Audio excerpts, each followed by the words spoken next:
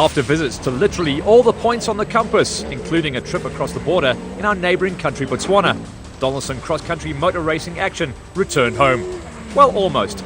And that's if you live in Gauteng, because the next chapter took place less than 2 hours away from the hustle and bustle of Johannesburg and Pretoria. Round 6 was the Sun City 450.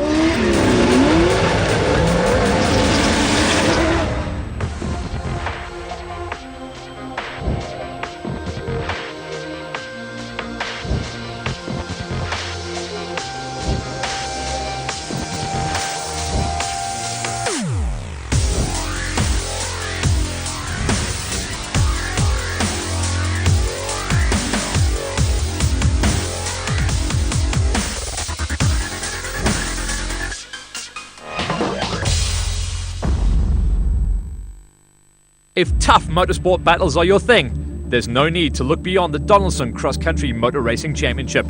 And after slugging it out in the very dry northwest in both towns of Vryburg and Lichtenburg, sprinting around the Vredefort Dome in the Free State, taking on the challenge of the Botswana Desert, and entertaining the town of Malalan in Mpumalanga, it was time to round the bend for the final stretch in the 2016 championship.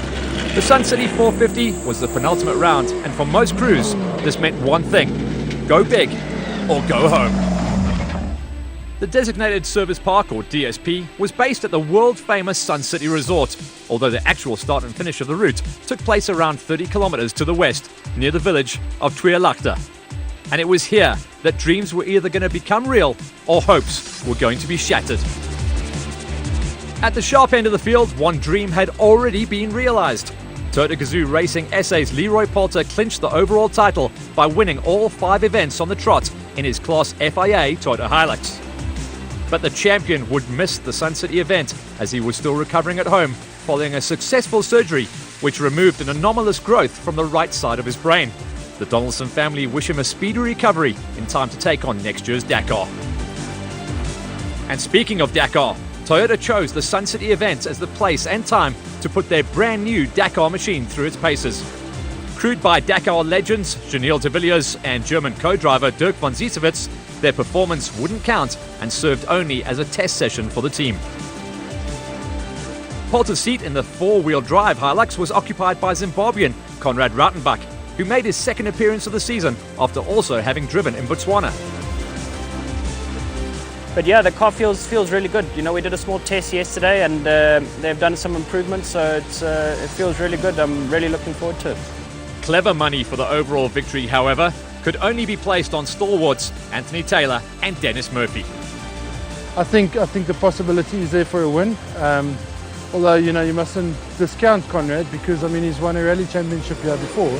So Taylor was gunning for glory, but the Class T battle was undoubtedly the fiercest in the field.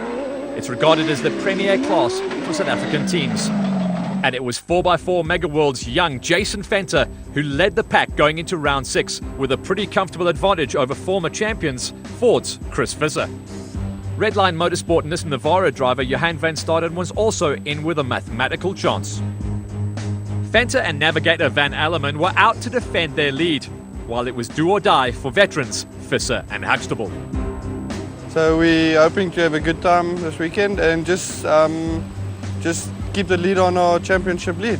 Yeah, no, we're going as quick as we can. Yeah, I must say, I think the route's going to be quite difficult with lots of rocks. Sun City brought some changes in the field as well, as Henny de Klerk has taken over the Volkswagen Amarok, previously campaigned by the RFS team, and was hoping that his luck would improve with the new car, liveried in the colours of Treasury One and Atlas Copco. Amarok is an awesome car, new technology, new suspension. It's running the 2.5 Audi TT turbo engine, a lot more torque, it's much quicker. Big news was that 4x4 Megaworld managed to complete a build for the second of their Class T Toyota Hiluxes just in time for the start of the Sun City 450. It was piloted by Jason's father and team principal Dion Venter, who explains just how much effort went into getting the car ready. Oh, it took massive work. Took my 2 technicians the last 3 weeks from 6 o'clock in the morning till 11 o'clock at night, putting the cars together, and Yaku, which was there permanently. I don't know when he slept, don't know when he had food, but they worked permanently for the last 3 weeks putting the car together. A massive effort. And Redline Motorsports' Terence Marsh returned to Class FIA behind the wheel of his Nissan Navara, this time with Top Car magazine editor Calvin Fisher reading the notes from the co-driver's seat. I'm expecting a lot of anxiety and dust. Also, I don't know if you can tell, but it's extremely hot here. And I'm gonna wear a monkey suit about that thick in a moment. And there's talk of an adult diaper. I don't know if it's gonna materialize, but if that's the case, I might need it. Class S, for vehicles with engines up to 4 litres in capacity, has received a major boost with the addition of the Graven brothers, who joined the fray in 2016. And it's Otto who heads up the points table following his victory in Malalan. But he could expect stiff opposition from Heini Stumpfer, who missed the previous round. Yeah, we in front of leading the championship, but we know there's going to be stiff competition with Heini, and my brother Ronnie. He's going to be amped. 2 classes make up the special vehicle category in the Donaldson Championship.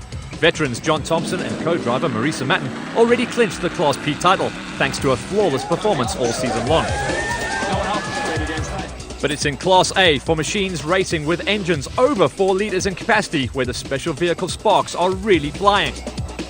Multiple champions, Evan Hutchinson and Donnie Stassen, edged out a lead in their Motorride bat over the Fox Porter of teammates Dave McShane and Alvin Kutsia. So it's basically a 2-horse race with Hutchison in control of his own destiny and the Aussies having no option but to throw caution to the wind. We're in the lead. We've got a comfortable lead, but we still got to keep it cautious and make sure we have a clean run tomorrow. If we don't, have a very good result and pick up some points on Evan and Dani, then really it's going to be impossible for the last round. The scene is set and the crews are lining up to tackle the Sun City 450 in a very dry and dusty northwest province. After the 11 o'clock ceremonial start at the main Sun City complex, it was off to the village of Tweelachter, where the flag was waiting to drop at 2-minute intervals. The qualifying race consisted of a 127-kilometre loop of dusty and dry tracks to the west of the ancient volcano, whilst a lengthened route of the same loop, run twice, made up Saturday's main race. Join us after the break as we go racing at the Sun City 450.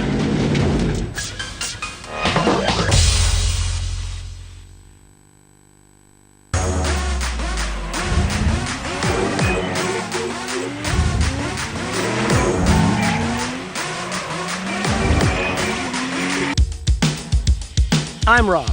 And I'm Mia. Building bigger isn't always an option. So we're going to come up with 2 different plans to help build it better. You choose, and no matter whose plan you pick, we guarantee the value of your property will rise. I need a space that's not primary colors, just some kind of adult spacing. We need more space. So Rob has come up with a plan. Oh my God, Omer, I love it. I wouldn't recognize it if I didn't know that it was my address. Because we find spaces in impossible places.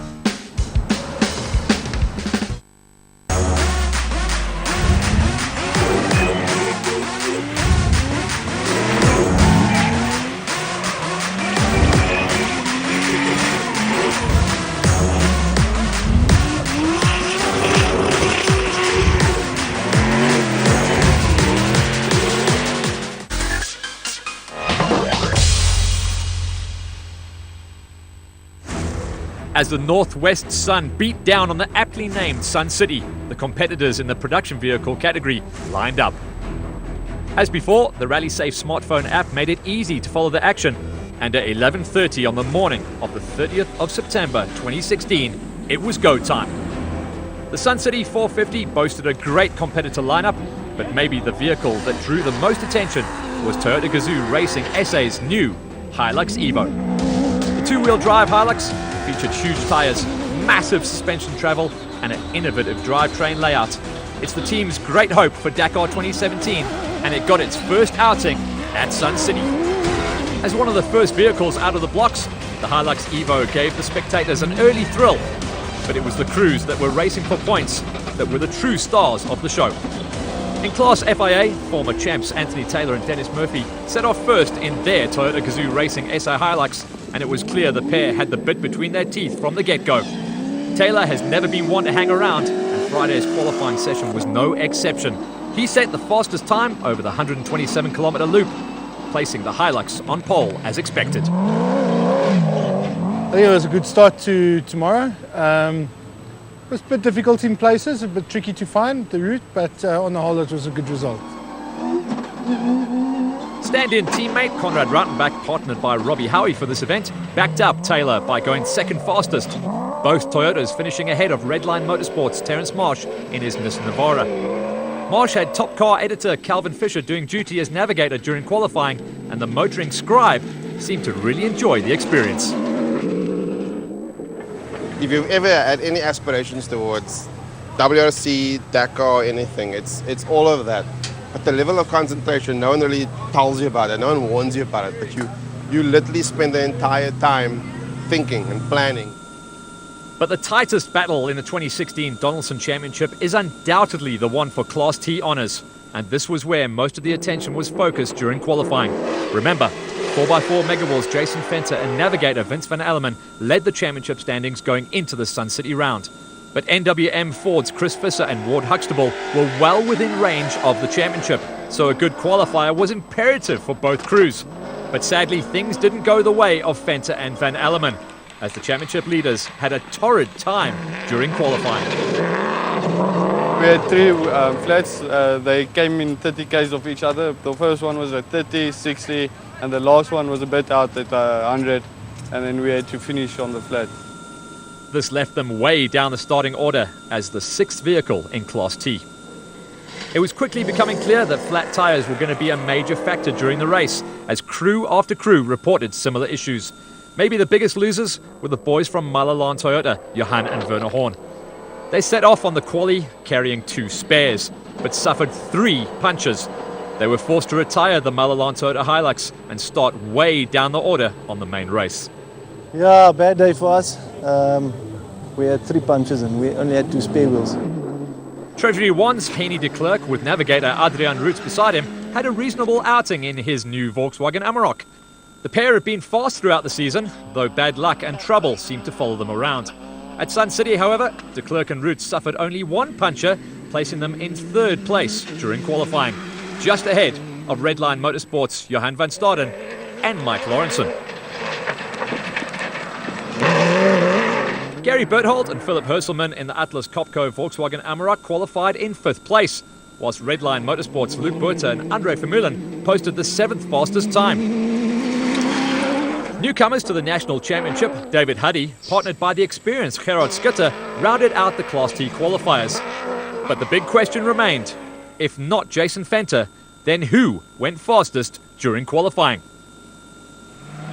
Turns out the 2 NWM Ford Rangers were, in the case of Chris Visser and Ward Huxtable, literally flying. Neither of the 2 crews suffered any punches during qualifying, giving Gareth Woolridge and Boyd Dreyer the 2nd fastest time on the day and putting big Chris Visser up on pole position. The route was like other than that, the car was good. Luckily, no punches. Coming into the Sun City 450, the Class S battle was all over bar the shouting. Otto Graven and Bobby Bruce have rocketed to the top of the standings, and another good result was on the cards for them. Judging by the way they wrapped up a pole position in quali, it was going to be pretty tough to catch them. With that said, brother Ronnie Graven, partnered by Chris Farber, went 2nd fastest on the day, and as such, clearly showed his intent of raining on his brother's parade. Stalwarts, Heini Stumpfer and Henry Hugo, qualified in 3rd place in their 4x4 Mega World Toyota Hilux. Confirmation then of Taylor and Murphy's dominance in Class FIA, while Visser and Huxtable rule the roost in Class T. Class S sees Otto Graven leading the way, and so the scene was set for race day. Another scorcher dawned bright and clear over Sun City as the crew set off to determine the points for round 6 of the 2016 Donaldson Cross Country Championship. Out at the head of the field, it was Anthony Taylor and Dennis Murphy who led the production vehicles into the battle. The pair set about their business in their normal professional manner, but a flat tyre cost them dearly around the 120-kilometre marker. They managed to change the wheel quickly, but not quick enough to escape the dust of the leading special vehicle in the hands of Dave McShane and Alvin Kutsia. The Toyota Hilux crew spent many frustrating kilometres eating dust, but did more than enough to take their first overall victory of the season. They had Conrad Rautenbach and Rob Howie in the second Toyota Gazoo Racing SA Hilux doing a sterling job in second place. The Zimbabwean businessman was standing in for Leroy Poulter, but clearly gelled well with Howie and set a blistering pace. Not quite good enough to catch Taylor. Maybe suffering an early puncher didn't help things along for Rautenbach either, but certainly fast enough to peg second place in Class FIA. The class was rounded out by Terence Marsh, navigated on the main race by Samsung SA's Justin Hume. Hume built on the good foundation laid down by Top Car's Calvin Fisher during qualifying and ably navigated Marsh onto the podium. At the other end of the field, the battle in Class S turned into a bit of a non-event. Ronnie Graven and Chris Farber were full of fire before the start, fielding their new V8-powered Graven Motorsport Toyota Hilux. But a broken diff halted their progress early in the first loop, effectively handing the win to brother Otto Graven and Navi Bobby Brewis. If the result stands, as it should, this latest victory hands Graven and Brewis the Class S Championship. The class was rounded out by Heine Stumpfer and Henry Hugo, who would be ruining missing opportunities earlier in the year. But the battle supreme was the one for Class T honours. With Venter and Van Alleman topping the standings going into round 6, it was always clear that Ford's Chris Visser and Ward Huxtable would have to dig deep in order to make inroads at Sun City. But then came qualifying, where Venter bombed and Visser set the pace. So it was all to fight for on the Saturday. A win for Visser would take the championship down to the wire on the last round, but any points for Venter could swing things in his favour.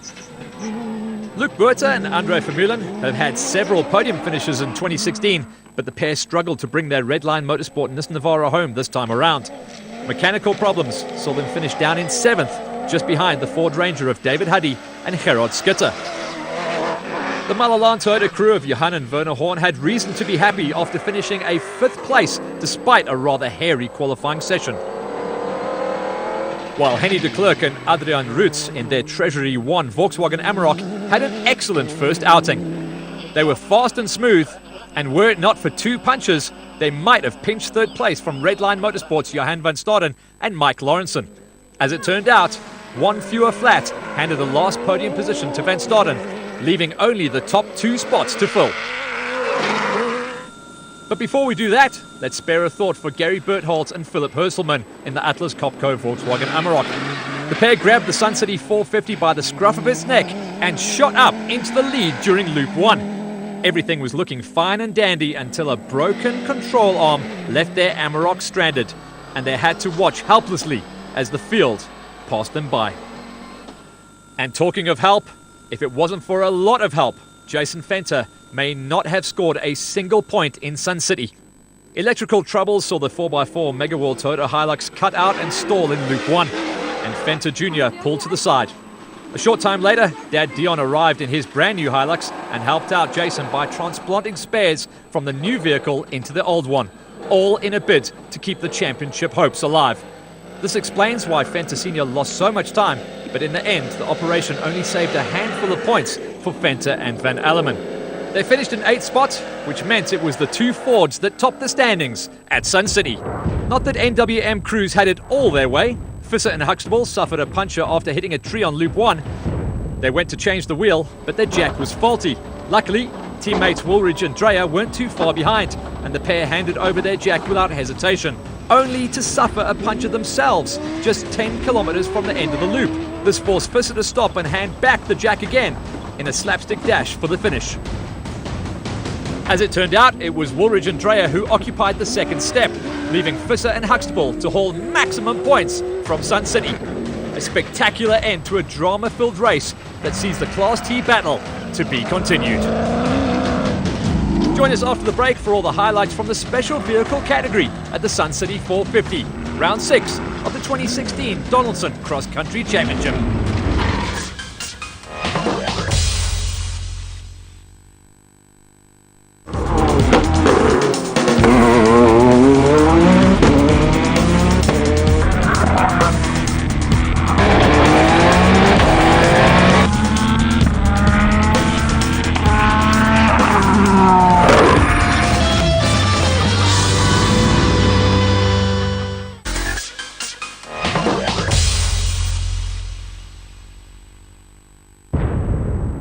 Clearly loads of drama for all or most of the crews in the production vehicle category, but how exactly did the teams in the category for special vehicles fare? It all kicked off when defending champions Evan Hutchison and Donnie Stassen dropped the clutch in the very quick Motorride Bat at 2 minutes past midday on Friday, the 1st of October. They were followed by the husband and wife crew of Marius and Yolinda Fourie in the PHB Bat, whilst the in-form father and daughter pairing of Kutsia and Sandra Labuskakny was the next car to tackle the 127-kilometre qualifying route in their 4x4 Mega World Porter. Newly crowned Class P champions John Thompson and Marisa Matten were next in the Zarko. But all eyes were on the Team Fox Porter of Dave McShane and champion rally navigator Alvin Kutsia. How you depart on the start of the qualifying race is one thing, but it's how you arrive at the finish that really counts. When the checkered flag dropped, it was the Aussie Dave McShane who kept his promise by setting the fastest time in the Pilansberg. Hutchison was now under pressure to match the Aussie, but the champion is as competitive as they come, so he wouldn't have been happy with the time that was more than 2 minutes slower than his rival. Someone who was most definitely satisfied with his performance was Marius Fourie. It's really difficult not to see the bright PHB bat of Fourie and wife Yolinda, and this time they set the third fastest time. Equally impressive was the time set by John Telford and co-driver Victor Nsheki in the Calcimite Hellcat. Not only was this good enough for 4th overall in the special vehicle category, but Telford also claimed a commanding qualifying race win in the Class Ps.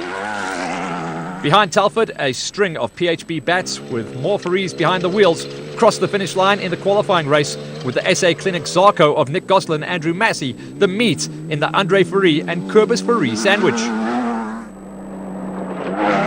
Not a good day though for Class P champions John Thompson and Marisa Matten, who damaged a wheel and lost more than 11 minutes to the class leaders. But that wasn't as bad as the luck, or complete lack of luck, in the Cobalt Racing camp of former champions Shamir Variawa and Zahir Baranya. The striker broke a gearbox that left them stranded for the rest of the event. Confirmation then of the excellent Class P victory for Telford and Nsheki, and an even more impressive victory for Aussie Dave McShane and Alvin Kutsia in the Fox Racing Porter in Class A. But that was only qualifying. Race day at Sun City dawned with a new set of challenges. 2 more loops, and this time each loop would be 152 kilometers in distance. So a total of more than 300 kilometers in blistering heat was still on the cards for the final day. But that's what cross-country racing is all about, and Aussie Dave McShane knows all about it. McShane is a former winner of the Australian Safari race Down Under, but this was his first visit to the Pilansberg, and this time he was being chased down by multiple South African champions in the form of Evan Hutchison and Donnie Stassen. McShane was full of praise for the way Alvin Kutsia read the notes during the qualifying, but the Team Fox pairing had their work cut out on day 2. Hutchison is a multiple champion for a good reason, and although he didn't need to take risks, his target was only minutes away and the champion surely didn't need an invite. Let's go on board the Motorride Bat as he set after the Australian.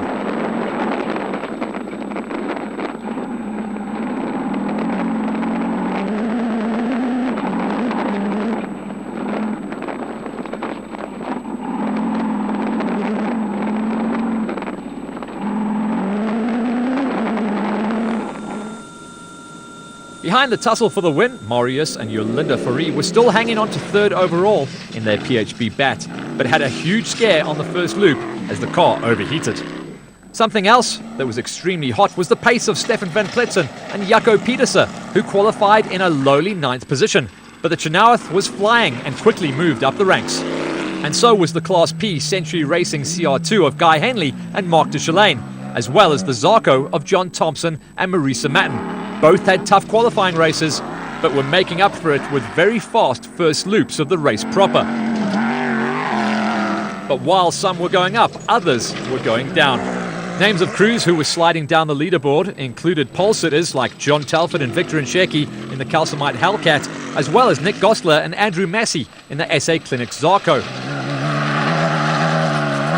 But back at the top, it was still Dave McShane who controlled the race in front of a hard-charging Evan Hutchison, as the crews reached the halfway mark and relative safety of the DSP. So this was it, the last chance for anyone to try and make a move and to reach the end of the Sun City 450. Teams that did manage to see the checkered flag included Grant Watkins and Paul Moret in the Zarko, as well as Ntote Bareng and Makara Matakeni in their Aceco, while the popular Keith McInerney crossed the finish line in 11th place. Nick Gosler may have qualified in 6th, but the Zarko driver endured a tough event and slid down the order to eventually take 10th place. The 4x4 Mega World Porter of the Labuschagne broke a side shaft in qualifying, started at the back of the pack, and limped home in 9th with a broken CV joint. The countdown continued with Verna Kennedy and Tina Spencer not only clearing the line in 8th, but the Aceco driver did enough to also claim 3rd in Class P. One man who improved vastly on his qualifying position was John Thompson, but that's what you'd expect from the newly crowned Class P champion, who crossed the line 2nd in class. This, however, meant that someone other than Thompson was going to take the Class P spoils, and on the Sun City 450, that someone was Guy Henley, alongside Mark de Chalane in the Century Racing CR2. Henley didn't put a foot wrong on Saturday and was rewarded with a maiden class victory. Up ahead, the serious matter of who would stand on the 3 steps of the special vehicle podium still had to be decided.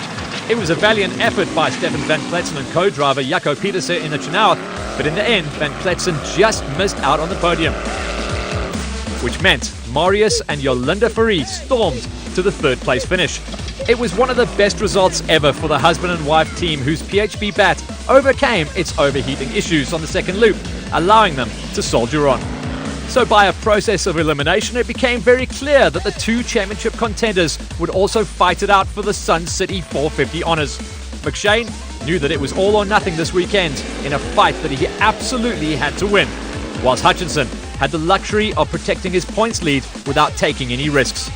In the end, both did what they came here to do, with McShane and co-driver Alvin Kutsia crossing the line first for an emphatic victory, whilst Hutchinson and Starson had no choice but to settle for 2nd position on this occasion.